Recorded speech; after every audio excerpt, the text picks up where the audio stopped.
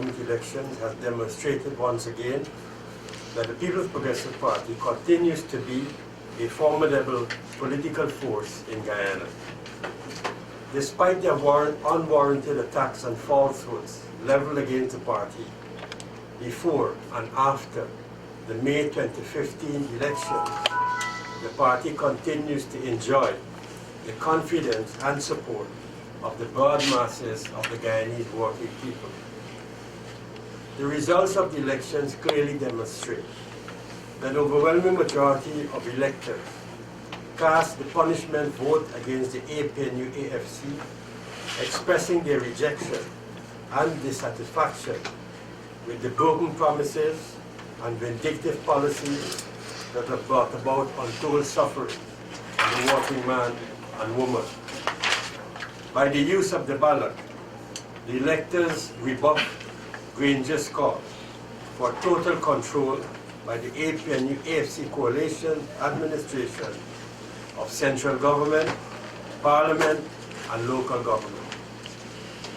The people did not allow this to happen because they still have fresh in their memories the theft of PPPC votes on May 11, 2015 by GCOM in collaboration with APNU-AFC operatives within GCOM's apparatus. The cancellation of the many social benefits for school children, single parents, and pensioners. The heartless decision to close the Wales sugar estate and placing in jeopardy the livelihood of thousands of rice farmers. The dismissals from their jobs of thousands of Amerindians and public servants. The humongous salary increases awarded to non-performing ministers, and the most recent burdensome and onerous tax measures foisted on the backs of the Guyanese working people.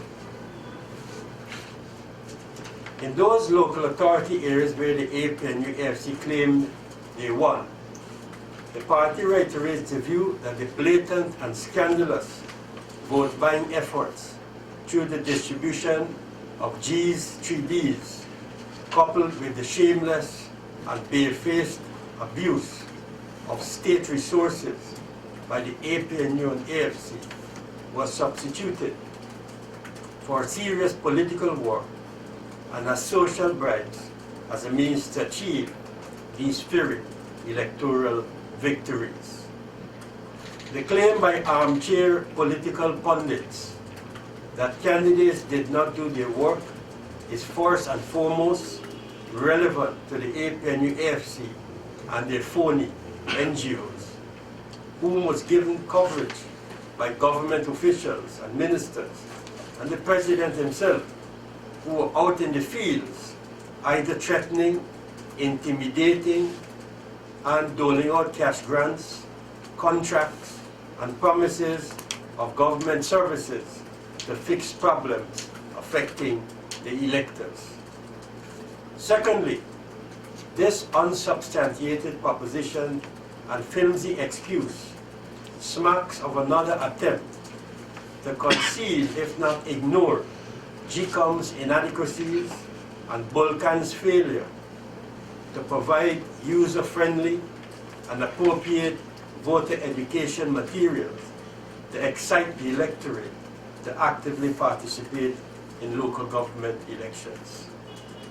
As regards the low turnout of voters, the blame game that has erupted between GCOM, the Ministry of Communities, the Ministry of the Presidency, and the Private Sector Commission, as well as some of the phony NGOs set up by the APNU-AFC, is all but a zero-sum game and will get us nowhere. The guilty should all take responsibility and fix the problem to make sure it never happens in the future. In this connection, the media must also assume some responsibility. Instead of providing information and guidelines as a public service, sections of the print and electronic media choose to use the local government elections as a political football to reflect their political preferences. In this regard, the line was persistently carried that the political party should keep out of local government elections, that they were, quote-unquote, a huge impediment, and that the elections should be left to groups and individuals to contest. Voters rejected that approach and stuck to what they believed and trusted. It is for this reason that Benchcop and the shady organizations, among others, were rejected. Moreover, the suspicious and dubious vote like a boss non-entity, having pumped millions of foreign donors' money into daily adverts in the print media, failed to attract the interest of the electorate with the uninspiring and ineffectual advertisements. Sections of the media, especially the Kaicho News and the Starbuck News, chose to ignore or editorialize the PDP's weekly press statements and releases, and to bury them when they choose to publish parts at pages 21 to 24 of their respective newspapers. Take, for example, this weekend's Starbuck News with the screaming headline, quote, APNU AFC sweeps Georgetown, Linden and Bartica polls, end of quote. But why not? Quote, PDP sweeps 48 of the 64 local authority areas, APNU AFC 16, with 7 of the local authority areas tied. Would this not be a more objective and truthful reporting? Or was it that the Starbuck News was fearful of being criticized by government for being biased in favor of the PPPC? We leave it to the electorate to judge. Further, Starbuck News, in a wicked and obnoxious story, chose to highlight Georgetown as though it was the beginning and the end of all local government elections in the country, and that the voters in other local authority areas where the PDP won the overwhelming majority of votes do not matter. This smacks of a subtle racist and discriminatory editorial policy of the Starbuck News. After all, though Georgetown is important, it is only one of the 71 local authority areas. Finally, whereas in the past, the AFC managed to win some votes on the quarantine in East Berbice and the west coast of Berbice, the local government elections show that the AFC has been completely demolished. It is now self-evident that the AFC has been totally consummated within the bosom of the APNU.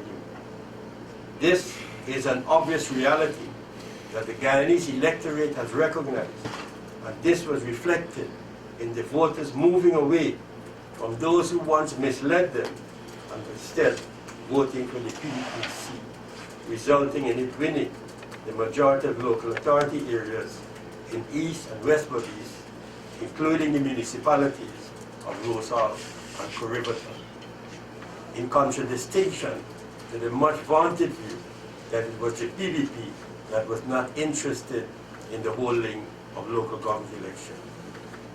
Was the elections free and fair? Will the PDP let Surge Valley off the hook? The May 2015 elections and the just concluded local government elections are two separate and distinct events held under different laws and regulations. In the case of the former, an election petition is now in the courts, and a number of challenges and issues have been raised therein seeking remedies. We maintain and still adhere to the view that the party was cheated and robbed of votes at the May 2015 elections. The protests against Surge Valley will continue. He has not been exonerated in any way whatsoever. We have always maintained that our focus was on the electoral process, procedures, and GCOM's ability to conduct and supervise free and fair elections, and not on personalities. As to whether the local government elections were free and fair, the party is yet to conclude its analysis on the matter, and this will be based on close examination of reports brought in by our polling agents and the collective analysis of our party leadership and commissioners. We have received reports, by the way, of Nagamoto and several other ministers and government officials entering polling stations and questioning GCOM's officials, contrary to the rules laid down by GCOM. What was the purpose of these visits and what was told to GCOM officials, we are yet to learn. Thank you. Thanks. We had a extensive report. So that's not a citizen's report. On your last couple of lines, you mentioned that government officials were in GCOM polling stations. Have you also received, my immediate host has received reports and from Region 9 that Mr. Parker was at some of these polling stations and the police had to intervene to have him step back the 200 yards. There were the police officers, according to the reports that we have, were very cooperative in terms of ensuring that the laws were maintained. But do you have a comment on such practices? Well, we did receive a report that Mr. Parker, instead of playing the role of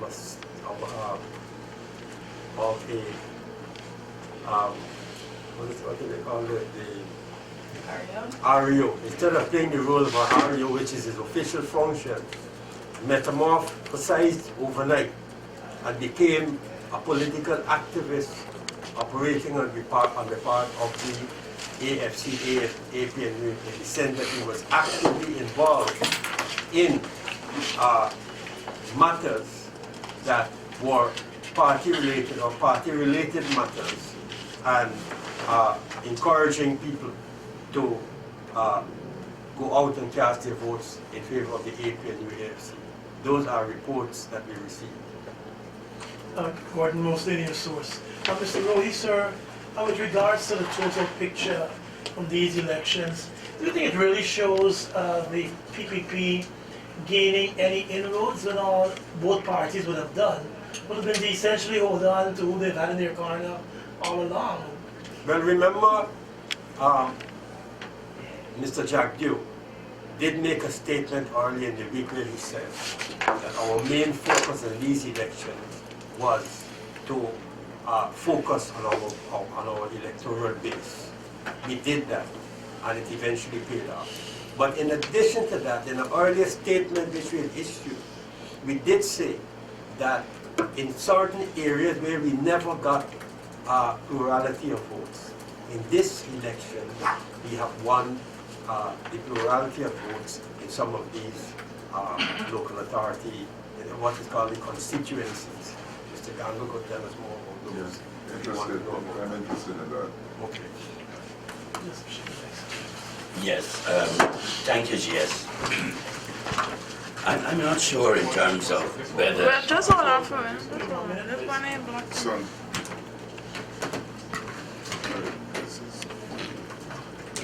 Really? Yeah, I'm not sure that the statement that both parties would have held their own is an accurate one. The figures themselves don't lie, I think. 48 out of 64 gives you 75%.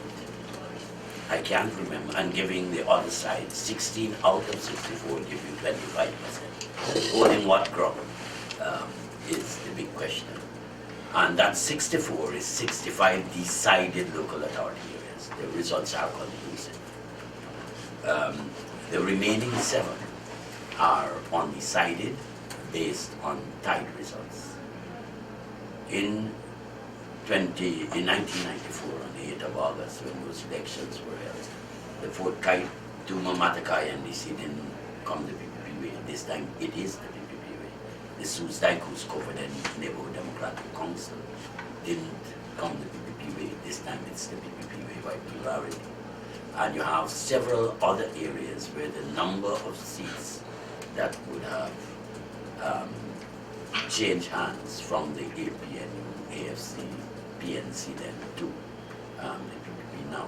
So from our vantage point and based on the information that we have in our possession, it was a massive sweep for the People's Progressive Party, and we do not see the holding ground and if holding ground, the statement in terms of numbers and the local authority areas, we don't agree with that statement. You can Well, check that. but I was asking that specifically, sir. I was looking the areas below Berbice. There are 3 towns in Berbice. There are several NDCs in Berbice.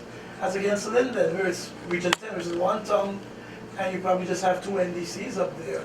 One. And you come to Georgetown, you know the situation here with the city council. So if you lose the Georgetown, you lose Bartica, you lose Linden, Letham, you know, where would the party have made inroads that would indicate to you that, look, if national elections are called tomorrow, you're in a better position than you would have been in 2015. That's what I'm trying to figure out, because it's Berbice, Linden, Georgetown. Nice, as the General Secretary would have said in his statement, the only thing that is identical between these 2 events was that they were elections. That's the only thing that is identical. And I share the General Secretary's sentiments of where media houses seeking, maybe because of lack of understanding or deliberate acts to mislead, sought to kind of compare these 2 elections. They are not comparable. They are 71 different elections, as against the general, which is 1 election, and the regional, which is another election. So when you're going to talk about comparing geographical area, not recognizing that they are part of a statistic, Linden is 1. The municipality of Georgetown is 1. Both are of a group that is called 71. If you're going to analyze local government elections and the showing of political parties or groups, that has to be done based on the understanding that these elections are separate. There are 71 different elections. You may want to make sweeping generalization by using population indices across the country. Well, that is something that you can do, but what you're getting into is just guesstimate. Your assumptions will be so flawed that it will not hold the test of time. You can make conclusions and you can draw conclusions from using those numbers. In the general regional elections, you're talking about a voting population exceeding 60-70%. Here you're talking about a voting turnout for 30-something%. You know. And so all these beg the question with regards to what is comparable. In my own humble view, I share the General Secretary's sentiments. Statistically, these entities are 1. They're 1. They may have different population density, and that is a known bit. Everybody in those population area, in those local authority, had the equal opportunity that they asked for their party of their choice. So there's where I find a flaw to in the Sabbath News analysis, trying to take the voters, the number of voters in each of the local authorities here and then add it up. The voter is voting for something different in local government elections as against general elections and regional elections. So that in itself also says the stake is different. And if the stake is different, then how can you then compare? A quick follow-up to Mobley's question. If you were to compare the, like you said, the geographical areas where we had support, where each party had their, okay, you're saying that APNU held on to their support base. How many of the areas, because it's not all the entire area that was allowed to vote in a lot of these places. If you look at Region 9, there were some communities based on the boundaries. So could you have conclusively said that they held an entire area? That's what I'm saying. Each area had their defined boundary, if I understand your question, right? And the voters' roll was like about, for local government elections, from the figures put out by just 500 and maybe 23,000, somewhere thereabouts. The voters' roll for the general regional elections last year was like about 560,000. So when you look at that, it means that there's just about 40,000 eligible elected that were not part of this process. But it's a valid point that a number of areas were not included in the local government system. That again too is limiting also us using this data for the general kind of analysis. Well, as I said, you can conjure up things. It's an interesting bit, but to use it for that The comparison. only reason I was raising it. Just to add a time, because said, based on Gordon's question about the inroads. Take for example, Industry Pleasance. Industry Pleasance in an area normally we usually go to the government now, or the opposition at that. Industry Pleasance, they compare the votes in Industry Pleasance. It's normally go over to the Upton Waves. Today, now we have tied in that day. In area like, well, and we are talking about people coming back to the PPP. People coming back. In area like Bloomfield Wim, Nagamoto went himself in Bloomfield Wim as an NDC where he grew up, where he born and grew. And he went to campaign. In 1994, they had 7 seats. PPP had just about 12. Not just about 12. This time around, because of the leftover, they barely scraped in with 1 seat. One seat in Wim Bloomfield. 13 to 1. In Kilkay, Hampshire, where they had a number of votes in the 2015 election and 2011 election, the same thing happened, barely get a seat. Right? I doubt whether they got a seat. No, they had no seat. No seat. John Sportman is the same thing. No and seat. in a number of areas on the west coast of Port, because GS mentioned, area like Rosignol, the Edwards, Cotton Tree, but we had no contest. So we have made a lot of inroads back and bring back our supporters. What did GS say? But sorry, isn't that selective view of things in Georgetown? 1994, you had 8 seats. Yes. This time you have. You go to Mocha Arcadia. We didn't contest Yeah. Mocha. You didn't. I know you didn't contest, Oh, okay. and that's an interesting point. In '94, you contested. This time you didn't contest. So are we selectively pulling figures to suit our particular arguments? I don't think so. Why would we want to do that? Don't know. Well, I'm saying to you, you may don't know, but we know that we're not. In the parliament, Mr. Nagamoto has a habit of saying, I'm coming to this parliament with clean hands. Well, we come to this press conference with clean hands. Hence, We don't have anything to hide. We are not interested in manipulating I any know. facts. so how do you So explain? the spin, Mm. this, and we are not interested in spinning anything either. The media is the one that does the spinning. And that is what they're doing right now, Okay. by focusing only on Georgetown and some of the other municipalities. We're not focusing on the other individual, as was pointed out by the two comrades, constituencies and municipalities where the PDP won significant numbers of votes, and so forth. That's why I'm doing for Georgetown. I'm saying the last time you had 8.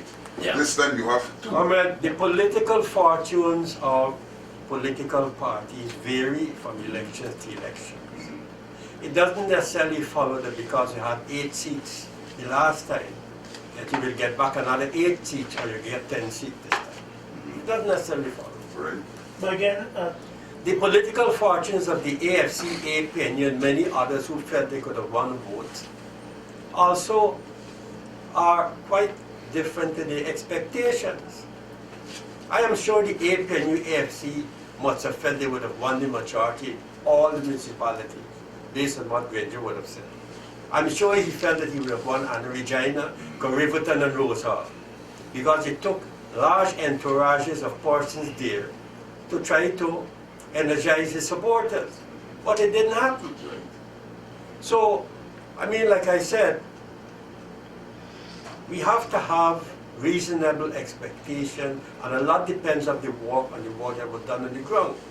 That is why this talk about low turnout, this talk about the candidates not doing their work, we can only speak for ourselves. Our candidates did their work. All right. Our Bartik, candidates did their work. If I take you to Bartica, and I know that well, 1994 local government elections, you had 3 seats less than the PNC then. This time, I think you got what? 2 seats in Bartica from 6. Adam, the point you seem to be making, if I'm reading you We had 3 correctly, seats in Bartica, down from 6 or 7. the point that you 94. seem to be interested in coming out of this press conference is that the PVP is losing support. That's your bottom No, line. it's not. I am But what trying is your to bottom use. line? I'm trying to use your argument where you show that you are doing well because APNU did poorly in that area. And I'm saying the same yardstick applies in other areas where you yourself lost support. So I'm trying to follow your argument about claiming victory You know, these in the face of... press conferences are turning out to be a debating forum. Between who? Well, between members of the media and the sponsor of the press conference. I just asked questions. Let us move away from this kind of debating situation, because I don't think press conferences are aimed at achieving that kind of objective. Look, Mr. Pastano is a very serious point, sir, where he said these elections ought to be treated separately. Yeah. So would you say then it would be incorrect for someone to put out there a wide map saying PPP wins because they win 700 and so seats as against 400 seats or whatever this other party? So from the people I'm getting from you that we should deal with them separately, not region, but Linden, particularly ANDCs and so on. The figures themselves, if you deal with the 71 as the cohort, as your universal set, 71 local authority areas, the figures themselves got some definite stats with it. 583 constituencies multiplied by 2 give you the number of seats that you have. I think it's 1166 seats. So you can use that as your comparator, you know, and you can go in that way, but to step outside of that box, you know, you can crunch the given statistics in any way possible, and you can add meaning to that, and you can derive meaning from it. But what we're saying here is that very clearly, the PPP would have, as the General Secretary said, in Georgetown we have fell by some seats. But in a number of other areas we have won in many seats. The APNU has lost so many seats in its own support base. The quantifier that one can use, you had 71 elections. Out of those 71 elections, the People's Progressive Party has won 48 out of the 64 cleared areas. 7 areas are locked in between the APNU and the FC. So you can use that now. Whatever argument you use at that general level will not necessarily suffice for each of those local authority areas, because of each of them got their own dynamics in terms of the statistics. Mr. Ruiz, sir, I think it is a rumor there may be a tie in the number of seats. How is the party going to deal with regards to who is selected as the mayor? Are you doing like a rotation, some sort of rotation with the AP and AFC? How flip a coin? Well, there are 2 ways of dealing with that, theoretically. One is to go to by-election and hopefully process all over again, or to do like what was done before, where you go based on some kind of agreement, a written agreement. Well, we haven't decided on that as a political party, right? There's 7 ties. Whether they will all go to by-elections or what other option would be at our disposal. And by the way, we are not going to agree to anything that will put us in a disadvantageous position politically. This is not the season for that to happen. Okay?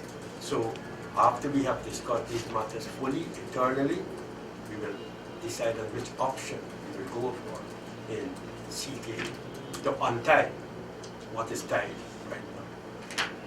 Sir, what impact do you think the low voter turnout might have had on these results? I don't want to speculate. I don't want to speculate on that. But we have said from the very beginning that we know from universal experience around the world, in some countries, local government elections have a very high turnout rate. In some countries in Europe, like in France, Germany, Italy, and so on, where those local government elections are big factors. In other countries, local government elections sometimes do not generate the type of interest as it would do in general elections. We anticipated through some on the basis of international experience that the low turnout could be one of the could take place in Guyana, right? And that is why from the very beginning we began working on the ground to developed a keen interest in our supporters to come out and vote. We pointed to them the many inadequacies, what they have lost, and that these local government elections, irrespective of what Mr. David Heinemann had written, that these elections were not a referendum. We consider them to be a referendum on the administration. We consider them as a barometer in measuring the support that the PPP still enjoys in the country. Because it's one thing that the keen observer or the objective observer can conclude that the PPP was not devastated in these elections. It was not. It still remains a force to be contended with. And I'm sure that when we come to the question of resolving these tight situations, the PPP will exercise the same type of efforts that it did to energize people, to excite people, to develop the interest of people, to expose, because that's one of the roles of an opposition, to expose the deficiencies of the government, to show the people how many things were taken away from them, and also to give them hope that in the next 4 years, things will change in this country. Not for the worse, but for the better under PPPC administration. That's not propaganda, Chris. Exactly. That's vision. I hear you. Sir, could you say how many new local government areas, how many new NDCs has the PPP added to the volume of votes? How many did it lose when you compare it to 94? Well, see, you got the volume of votes again. No, not volume, seats. You know, you control 10 NDCs last time, you control 20 this time. This is the kind of thing. That is what you are Yeah. tell us that. You're in a position to do the analysis, sir? Well, I'm not sure here, but I can venture what I think my memory would have brought up. The People's Progressive Party in the 1994 showing, I think we had 52 local authority areas, 52 out of the 71. This time we have 48 plus 7, because we can't give the 7, neither can we claim the 7. Out of this 64, we would have definitely pulled in some areas that we hadn't before. We haven't lost any of the areas. That's the PPP has not lost any of the local authority areas, which it had won in 1994. But we have added to those that we have not. We didn't win them. We have added to those. And the number of seats have also increased. We have seen an increase in the number of seats. For example, Carrivaton in 94, now we have 2 additional seats in Carrivaton and other areas, right? So where the opposition, when they were contesting in 94, we have seen an increase in seats, right? In terms of total votes from your figures, we know the voters list of over 500,000. Based on your figures, what are you seeing? How many persons voted? Well, let me say very clearly, we didn't do population, we were doing seats. So that's what we stuck by. We stuck with the number of seats and number of local authority areas, both at constituency and PR.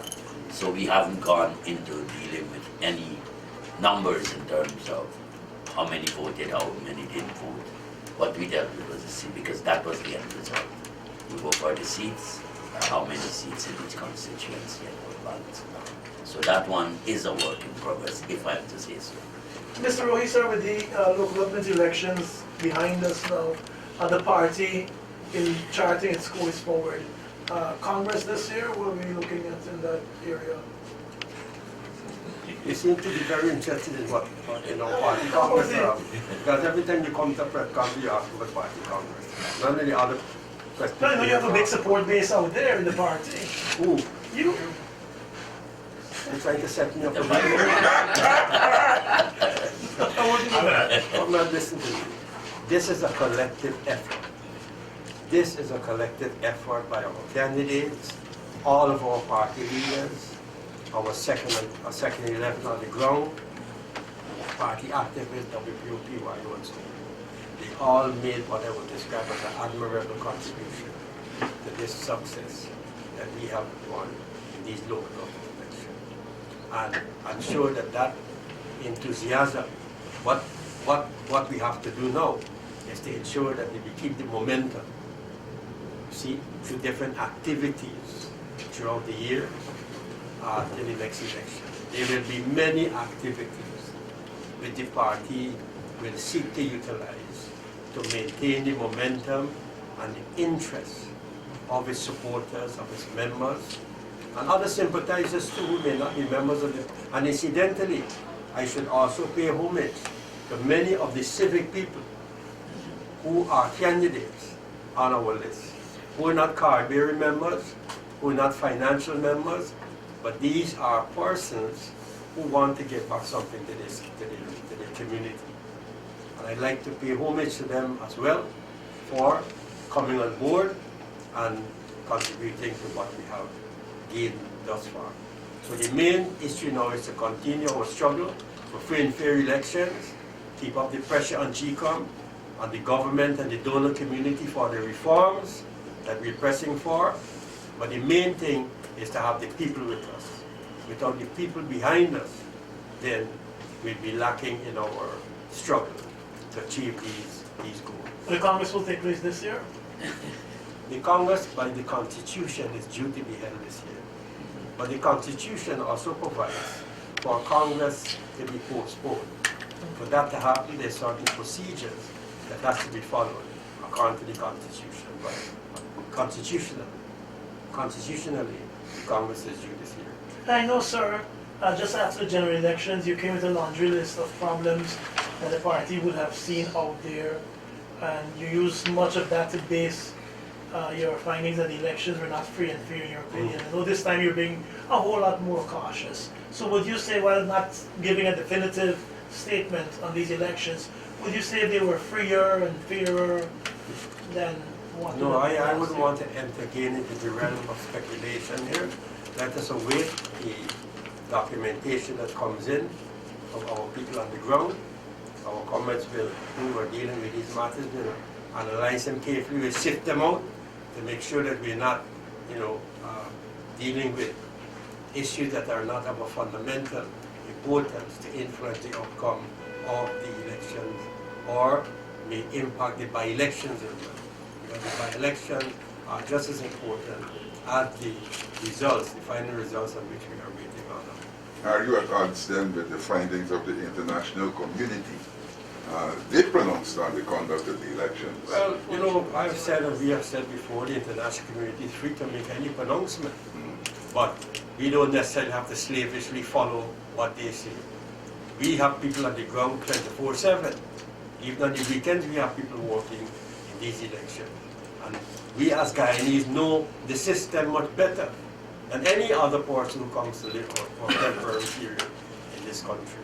So, in the final analysis, the Guyanese, through their respective political parties, are the final arbiters in respect to whether elections are free and fair in this country.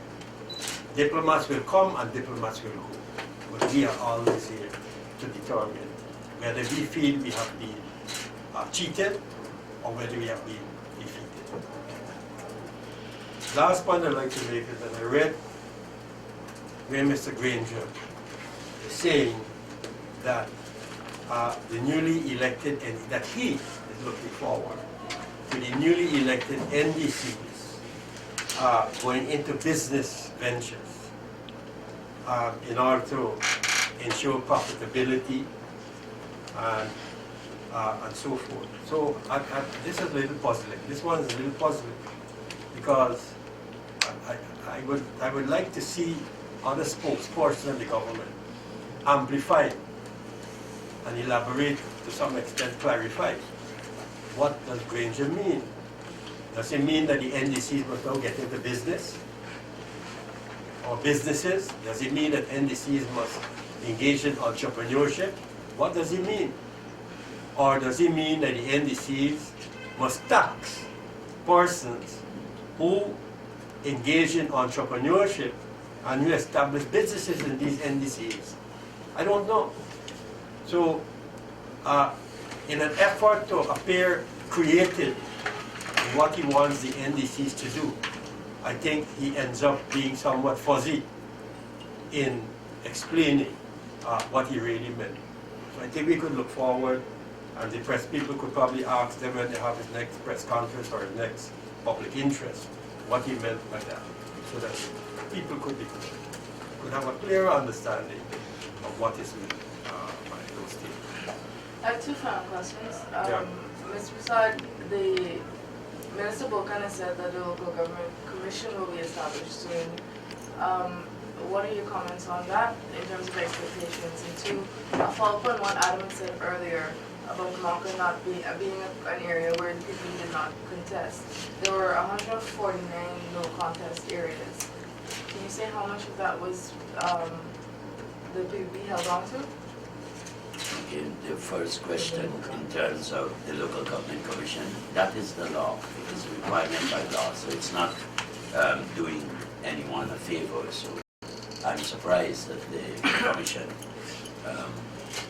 the Honorable Minister, would not have done according to the law what is required, writing the stakeholders and asking for the various permissions and so on, keeping with the establishment of the local government commission.